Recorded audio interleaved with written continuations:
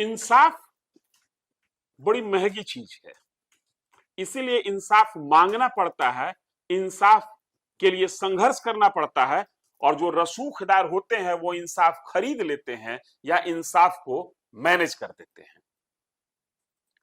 हम बात करने वाले हैं नीट छात्रा की कथित मौत के बारे में। हम बात करने वाले हैं बिहार में बेटियों की सुरक्षा को लेकर, हम बात करने वाले हैं पटना पुलिस की कार्यशैली को लेकर। 11 तारीख को जहानाबाद की लड़की जो पटना में रहकर नीट की तैयारी कर रही थी, उसकी मौत हो गई रहस्यमय परिस्थिति में। मृत्यु के पहले ही बता दिया गया कि ये अटेम्प्ट ऑफ सुसाइड है। पोस्टमार्टम रिपोर्ट में बातें कुछ और आई।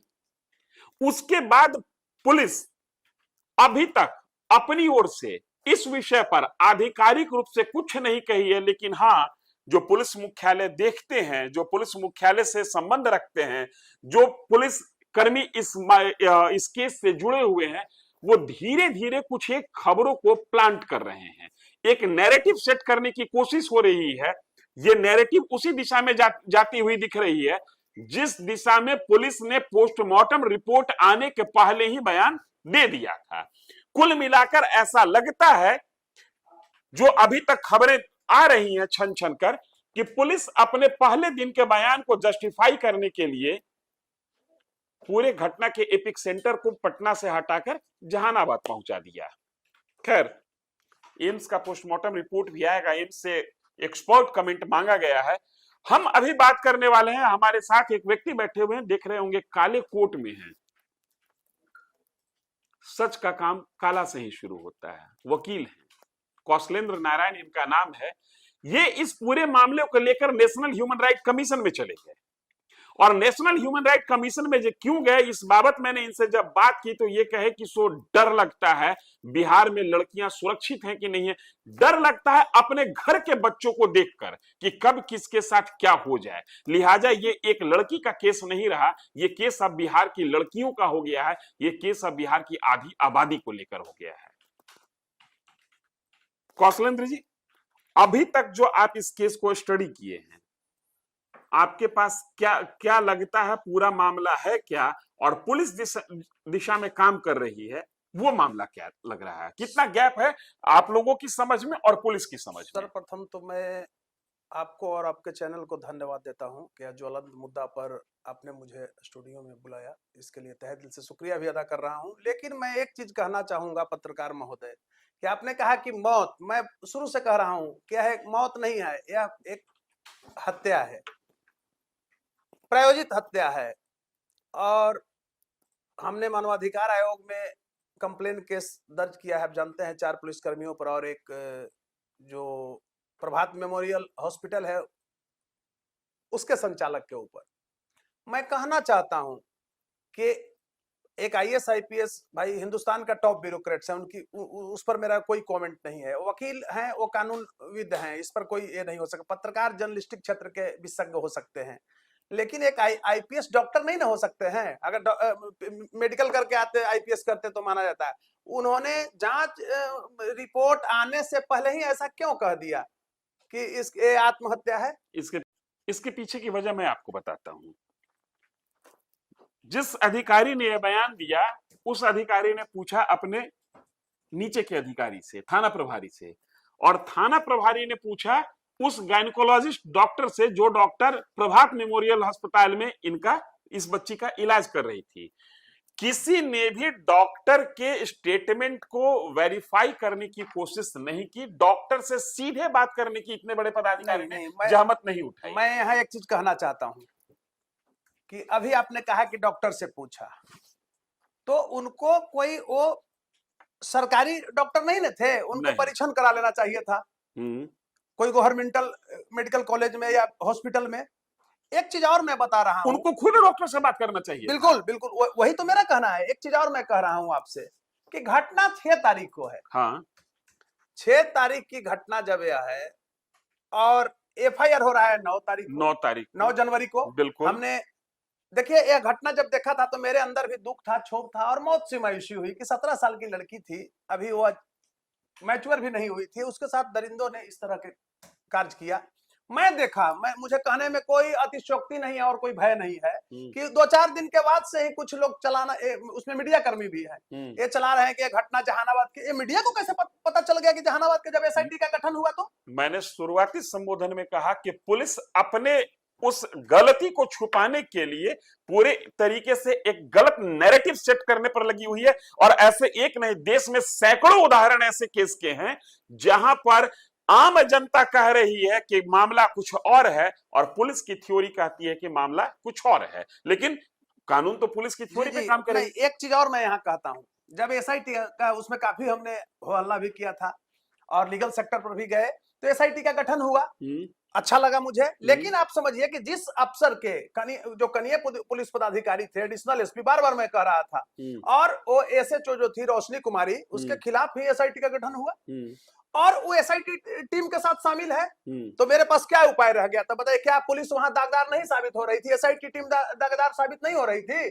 तब हमने, मेरी अंदर से जो आत्मा जो धिक्कारा कि आगे बढ़ना चाहिए। और God may love those who die young, who die in social work. देखिए, एक वकील की भी बेटी है, बहन है, पत्रकार का भी है, एक आईएएस आईपीएस का भी है, डॉक्टर का भी है, एक मजदूर का भी बेटी है, बेटी बेटी होती है। तो जिस तरह से एक बेटी के साथ एक पुलिसकर्मी ने भी स्टंट चला, एसआईटी टीम ने भी स्टंट का रूप दिखाया, तो मेरी मानवता शीर्षक कर रो पड़ रही थी। और तब मैंने केंद्रीय मानवाधिकार आयोग में कंप्लेन केस दर्ज किया। एक चीज और मैं बताना चाहता हूं, पुलिस का ही स्टेटमेंट देखिए, शुरू से क्लियर नहीं कर रही थी, कभी कह रही कि 90 टैबलेट उसके रूम में बरामद हुआ है, अभी कुछ अखबार में पढ़िएगा तो 60 टैबलेट बरामद हुआ है, कुछ लोग कह रहे हैं कि 300-400 टैबलेट बरामद हुआ है। तो क्या विदाउट प्रिस्क्रिप्शन इतना टैबलेट नशा का मिल सकता है? भाई तो कालपोल है नहीं, पेट दर्द की दवा नहीं है, सिंपल पैरासीटामोल है नहीं, तो है नहीं। कि आप जाइए और किसी मेडिकल शॉप से कहिए कि बुखार लगी हुई है, दवा दे दीजिए। किसी मेडिकल शॉप में आप जाके देखिए और कहिए कि मुझे नींद नहीं आ रही है, नींद की दवा दे दीजिए, मेडिकल शॉप सीधे इनकार करेगा, कहेगा हम रखते ही नहीं है। क्योंकि नींद की दवा विदाउट डॉक्टर प्रिस्क्रिप्शन कोई भी मेडिकल शॉप आपको नहीं दे सकता है। लेकिन अब एक नई बात निकल कर आ रही है और इस बात को भी पुलिस, मैं एक बात समझ नहीं पा रहा हूं कि पुलिस चाहे तो डे बाय डे ब्रीफिंग करे, अदरवाइज इस पर डे बाय डे जो अखबारों में खबर छप रही है उस पर रोक लगवाए, नहीं तो एक भ्रम की स्थिति बन रही है। अब खबर को एक नैरेटिव सेट करने की कोशिश हो रही है, पुलिस जिस दिशा में अपने अनुसंधान को लेकर जा रही है उस दिशा की खबरों को धीरे धीरे लीक किया जा रहा है ताकि पब्लिक डोमेन में उसी विषय पर बहस चालू हो जाए जिस विषय पर बहस को ले जाके अंतिम पड़ाव पर छोड़ना है। लेकिन बड़ा सवाल ये कि 6 तारीख को पुलिस के नजर में बच्ची बीमार है, हॉस्पिटल में एडमिट हो जाती है, 9 तारीख तक पुलिस एफआईआर नहीं लेती है और उस रूम को खुला छोड़ दिया गया जिसको मौकाए वारदात कहते हैं, जहां पर तमाम तरीके के सबूत मौजूद। मैं एक चीज कहना चाहता हूं, ये ध्यातव्य है कि आप ये बताइए कि इस तरह के केसेस में लड़की का मामला है जहां पर इतना बड़ा बवाल हो रहा है, किसी की अस्मिता का सवाल है, बेटियों का सुरक्षा का सवाल है, बेटियों की अस्मिता से जुड़ा हुआ यह एक गंभीर मामला है बिहार के लिए, क्योंकि हमारा बिहार कलंकित होता है, इससे हमारी प्रगति रुकती है। और ये पटना का केंद्र था, राजधानी का शहर है, राजधानी है हमारा, और यहाँ सिर्फ बिहार का नजर ही नहीं रहता है, पूरे देश का नजर रहता है। पटना इतना पॉपुलर है। तो मैं कहना चाहता हूं कि मेडिकल जो साइंस का रूल है या काउंसिल का रूल है, तो उसमें है कि कोई भी इस तरह की घटना होती है तो कपड़ा को आप डिस्पोज नहीं कर सकते मैं एक चीज कहना चाहता हूं, मैं संपूर्ण रूप से डॉक्टर नहीं हूं, लेकिन लीगल जो हमारे पास आता है कागज, जो ऑनरेबल सुप्रीम कोर्ट का अपेक्स कोर्ट का जो डिसीजन है, गाइडलाइंस है, वो तो मेरे पास है। उसमें साफ है कि आप ऐसे केस में कपड़ा को आप डिस्पोजल नहीं कर सकते हैं, कहीं फेंक नहीं सकते हैं आप। एक चीज में कहना, वो गोज और कॉटन नहीं ना था कि गोज और कॉटन किसी का जख्म पोंछ के फेंक दिए। सही बात। उसका जो कपड़ा था, उसके साथ जो यौन शोषण की जब इतना बड़ा लहर था, विद्रोह था डॉक्टरों के खिलाफ और पुलिसकर्मियों के खिलाफ, तो कपड़ा को सुरक्षित रखना चाहिए था, बिल्कुल रखना तो यह जांच मिटाने के लिए, मुझे आज भी कहने में कोई अतिशयोक्ति नहीं है कि जांच मिटाने के लिए जिस तरह से डॉक्टर ने प्रभात मेमोरियल हॉस्पिटल का किया, यह मानवीयता को तार तार किया है और हमारी मानवीयता भी सिसक कर रो पड़ी है। और आज लगता है कि हर का बेटी बहन है, क्या हो रहा है? एक बात और, चूंकि आप वकील हैं, मैं आपसे पूछ रहा हूँ, 6 तारीख को बच्ची एडमिट हुई, 9 तारीख को एफआईआर दर्ज हुआ, 11 तारीख को बच्ची की मौत हो गई, 15 तारीख को मनीष रंजन की गिरफ्तारी क्या होती है? 15 तारीख तक पुलिस को ऐसा कौन सा सबूत मिल जाता है जिस कारण उस बिल्डिंग के मालिक को गिरफ्तार किया जाता है? और अगर बिल्डिंग के मालिक की भूमिका तक पुलिस पहुंच रही है तो मैं हॉस्टल संचालक को क्यों छोड़ा मैं गया? एक चीज कर रहा हूँ, यही आना चाह रहा था। देखिए, जब इतना हल्ला हो रहा है, मीडिया वाले भी आप लोग पहुंचे हैं वहां, हमने भी तो फुटेज देखा था ना, तो उसमें वो मनीष बोलता है क्या हो गया, मर गया, वो तो हम किराया पर दिए हुए। देखिए उसका हाथ का बॉडी लैंग्वेज देखिए, क्रिमिनल केसेस देखते देखते तो ये सब हम लोग का भी आदत हो गया है पकड़ने का। मैं तो देहरादून में था, उसका बॉडी लैंग्वेज देखिएगा, भाषा देखिएगा, भाषा को मिनट मिनट में बदल रहा है। मैंने समझा उसी समय, और आप लोग मीडिया कर्मियों के बीच में बोला कि तो बॉडी लैंग्वेज बदल रहा है, और इस वो चालाकी में क्या था कि बैक डेट में हम किसी को बना देंगे एग्रीमेंट कि इसका हॉस्टल है, तो हम सारे लोग जो दोषी हैं बच जाएंगे। आप ये बताइए, एक और जा रहे हैं कि मनीष रंजन 10,000 15,000 की नौकरी करने वाला 5 वर्ष में इतना अकुत संपत्ति कहां से कमाया?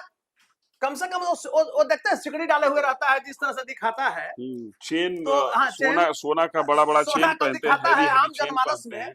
और एक चीज कहना चाहता हूं मैं, बार बार ध्यान दीजिएगा आप लोग, हम कह रहे हैं कि उस हॉस्टल में नहीं हुआ, हॉस्टल के पूर्व में जाने से पूर्व ही टेक ओवर किया है, उसके साथ गलत कार्य हुआ है, अनैतिक कार्य जिसकी घृणा, जितनी निंदा की जाए, घृणित कार्य किया है।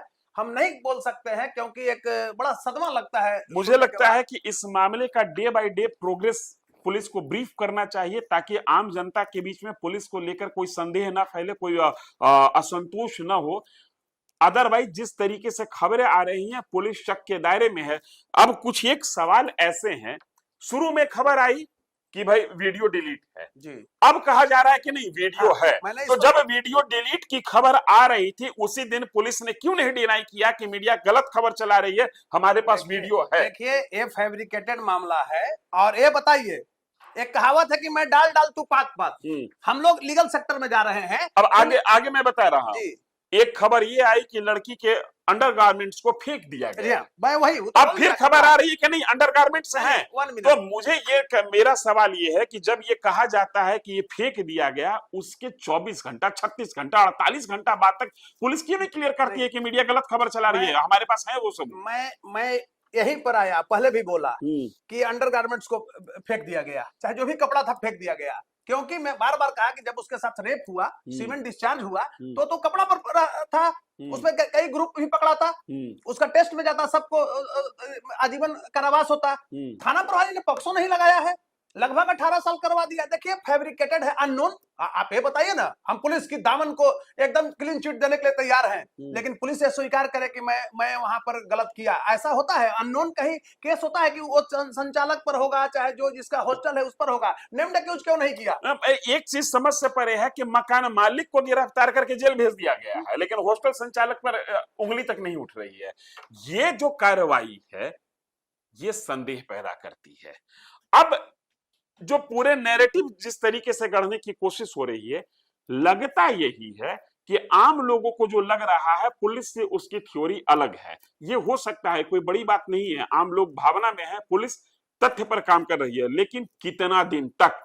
आज 11 साल हो गया बेटी बचाओ बेटी पढ़ाओ अभियान की शुरुआत की हुई। प्रधानमंत्री का ट्वीट है कि हम 11वें साल में देश की बच्ची को बढ़ाओ और पढ़ाओ अभियान की शुरुआत की हुए 11 साल हो गया। इस घटना के बीते हुए आज 11 दिन से ज्यादा हो चुके हैं और पुलिस के हाथ अभी भी खाली हैं। पुलिस आम लोगों को, परिजनों को संतुष्ट करने में अभी तक नाकाम है कि आखिर में इस मामले में हुआ क्या। मैं एक चीज कहना चाहता हूं, एक कहावत है कि मैं डाल डाल तू पात पात जी। आप ये बताइए कि पुलिस जब कोई स्टेटमेंट आम जनमानस में नहीं दे रही है, तो मीडिया कैसे फ्लैश कर रही है, मीडिया कैसे प्रकाशित कर रही है कि ऐसे ऐसे ऐसे ऐसे हुआ? ये चीजें, और वो अंदाज पर जिस एंगल पर 3 दिन पहले ही मीडिया, जिस दिन एसआईटी गठन नहीं हुआ था, उसके 1 दिन पहले संध्या का न्यूज़पेपर का देखिए, कुछ पुलिस पदाधिकारियों के मोबाइल की अगर फॉरेंसिक जांच हो जाए तो पता चल जाएगा कि वो कैसे कुछ एक पत्रकार को कुछ एक चीज लीक कर रहे हैं, क्यों लीक किया जा रहा है? अगर जो कोई चीज मीडिया में देना ही है तो सीधे प्रेस कॉन्फ्रेंस करके दे दीजिए, शाम में डेली प्रेस ब्रीफ कीजिए इस विषय पर, इतना बवाल मचा हुआ है। लेकिन ऐसे न करके उस दिशा से किया जा रहा है ताकि एक मरमरी जो पुलिस के खिलाफ चल रही है उस मरमरी को रोका जाए और जांच की दिशा को, या ये कहिए कि डिस्कशन की दिशा को बदल दिया जाए।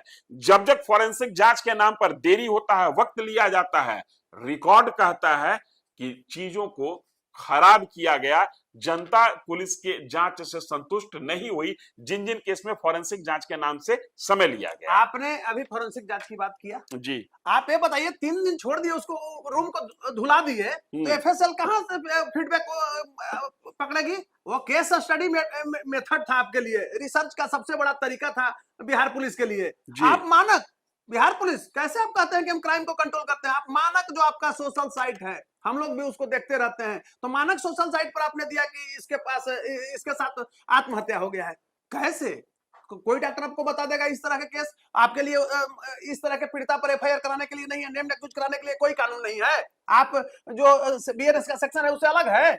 और मैं एक चीज कहना चाहता हूं कि क्या एक एसएचओ का पावर और एक सीबीआई का एसएचओ का पावर अलग है क्या? दोनों का बीएनएस में धारा होता है, दोनों थाना प्रभारी बराबर है। हम एक बात और कह रहे हैं, जब हम बार बार इस बात को कह रहे हैं कि 3 दिन तक उस रूम को, उस कमरे को खुला छोड़ दिया गया, हम कह रहे हैं कि सबूत वहां मिटा दिया गया, लेकिन एक बात और मैं इसके साथ कह रहा हूं, 3 दिन तक सबूत को वहां पर गढ़ा भी जा सकता है। जिस दवा की बात हो रही है कि लड़की ये दवा लेती थी, उसको स्लीपिंग पिल्स कहते हैं, सोने की जो नींद की गोली लेती थी, ये भी तो संभव है कि वो नींद की गोली वहां रखी जा सकती है। लेकिन मैं एक चीज कहना चाहूंगा यहाँ पर, अगर वो दवा जहानाबाद में मिला है, बीइंग लॉयर मैं भी जान रहा हूँ कानून को, तो उस पर जीएसटी कितना कटा? अगर ये अभी आ रहा है कि 6 पत्ता यानी 60 गोलियां, तो जीएसटी कटा है कि नहीं चेक कर लिया जाए। अच्छा, कोई अगर कहेगा, मैं एक बताता हूँ, बहुत नहीं, वो तो जो बताया जा रहा है वकील साहब, उसमें कहा जा रहा है कि लड़की वही आ रहे हैं। होता है क्या ना कि यूपीआई से पेमेंट भी लोग करा देता है, तो जो गिरफ्त में ले लेता है वो पासवर्ड भी जान जाता है। मैं स्पष्ट बता रहा हूं, कुछ एक सवाल ऐसे हैं, लड़की खुद से कर रही है, उससे कोई करवा रहा है, कितने दिन से लड़की उस जो करवा रहा है उसके ट्रैप में थी, अभी तक हॉस्टल संचालक को क्यों नहीं पकड़ा गया? हॉस्टल संचालक भी तो बता सकते हैं ना कि लड़की का बिहेवियर क्या था वहां पे। अगर लड़की, हम पुलिस की थ्योरी के हिसाब से ही चलते हैं, तो हॉस्टल संचालक तो जिसके पास लड़की 24 घंटा रह रही है, अगर जो कोचिंग आवर को छोड़ दिया जाए तो लड़की अपना ज्यादातर समय हॉस्टल में बिताती होगी, तो वहां पर की वार्डन सबसे बड़ी कड़ी है जो बता सकती है कि लड़की का बिहेवियर था क्या। वो सुसाइड का जो अटेम्प्ट जो हो रहा है कि वो गूगल पर बार बार खोज रही थी कि हाउ टू सुसाइड, ये उसके बिहेवियर से झलक रहा है या नहीं झलक रहा है, इसकी सबसे बड़ी गवाह हो सकती है वो हॉस्टल संचालिका या हॉस्टल संचालक जो भी है। ये फैब्रिकेटेड मामला कर दिया है लोग, और उसमें भूल हुई कि ये 2 पुलिस विभाग के पदाधिकारी एसएचओ रोशनी कुमारी, एडिशनल एसपी अभिनव ने पुलिस के वरीय पदाधिकारी को मिसलीड कर दिया। उसमें आप बताइए कि ईमानदार डीजीपी, ईमानदार एडीजी बिहार का कुंदन कृष्णन, पटना का सीनियर एसपी ईमानदार, आए सबको मिसलीड कर दिया, भ्रमित कर दिया। ये लोग भी बोल दिए नहीं देखे, करिए पदाधिकारी के जो जांच फीडबैक दिए उस पर इन लोग भरोसा कर लिया। ऐसा होता है क्या कहीं कि विदाउट आप कहीं पर गवर्नमेंटल हॉस्पिटल के अलावा आप डिसीजन अपना दे दीजिए? अरे ये तो मैदानता में गया तो वहीं से हो गया था, आनंद फानंद में एफआईआर हुआ, नहीं तो एफआईआर भी नहीं होता। तो हम इसके लिए कहना चाहते हैं कि सिर्फ वो हॉस्टल संचालक और वो लड़की दोषी नहीं है, उसकी तो जान चली गई, अब वो तो वापस आएगी नहीं संसार में। नॉट ओनली द हॉस्टल संचालक but the police also is guilty, SHO additional SP also is guilty. इसको कौन देगा? एक मामूली घटना जब घटती है आप एसएचओ को जो है सस्पेंड करते हैं, हालांकि मैं भी वो मानता हूं कि सस्पेंशन इज नॉट पनिशमेंट, लेकिन करते हैं, और इसको खुला छोड़े हुए हैं आज तक दोनों को। और फिर एसआईटी टीम बहुत मानक, मैं मानता हूं कि आपने बहुत अच्छा एसआईटी बना दिया, मैं भी खुश हुआ था। और उसी एसआईटी में जिसका दागदार छवि था, जिस पर एसआईटी जिसके लिए बैठा है, बनाए हैं आप, उसी को शामिल किए हुए हैं। आप ले जाते हैं हॉस्टल में भी, गर्ल्स हॉस्टल में भी उसी एसएचओ को ले गए हैं, रोशनी कुमारी को, एडिशनल एसपी गए हैं। इसके लिए क्या आपको नहीं लोग कहेगा आम जनमानस, हम एक न्याय प्रिय व्यक्ति से हट जाते हैं, कानून के प्रहरी से हटते हैं, एक आम जनमानस से पूछिए कि दोषी को ही आप स्पॉट पर ले जा रहे हैं, क्या है? क्या आपका मानव छवि जाएगा बिहार पुलिस का? ये कुछ ऐसे सवाल हैं जिससे भागा नहीं जा सकता है, और पुलिस जिस दिन भी इस केस को लेकर प्रेस कॉन्फ्रेंस करेगी, इन सवालों का सामना उनको करना पड़ेगा। कड़ी दर कड़ी पुलिस कैसे जोड़कर इसका सॉल्यूशन निकालते हैं, ये प्रेस कॉन्फ्रेंस में निकल कर आएगा, और उस सॉल्यूशन पर कोर्ट कितना विश्वास करती है ये पूरे न्यायिक प्रक्रिया में समझ में आएगी। लेकिन कुछ सवाल अनुत्तरित हैं। ये कोई टीवी सीरियल का क्राइम शो नहीं है, यहां पर हकीकत में चीजें होती हैं और उनको न्यायालय के सामने साबित करना पड़ता है। हम पुलिस के प्रेस कॉन्फ्रेंस का इंतजार कर रहे हैं, पूरे केस पर नजर बनाए हुए हैं। वकील साहब को इसलिए लाए कि जनता के जो सवाल हैं वो सवाल आ सके, कानून का जो पक्ष है, जो एक वकील इस पूरे घटना को कैसे देख रहा है, उसको आपके सामने ला सके। इस वीडियो में इतना ही। बने रहिए न्यूज़ फॉर नेशन के साथ। धन्यवाद।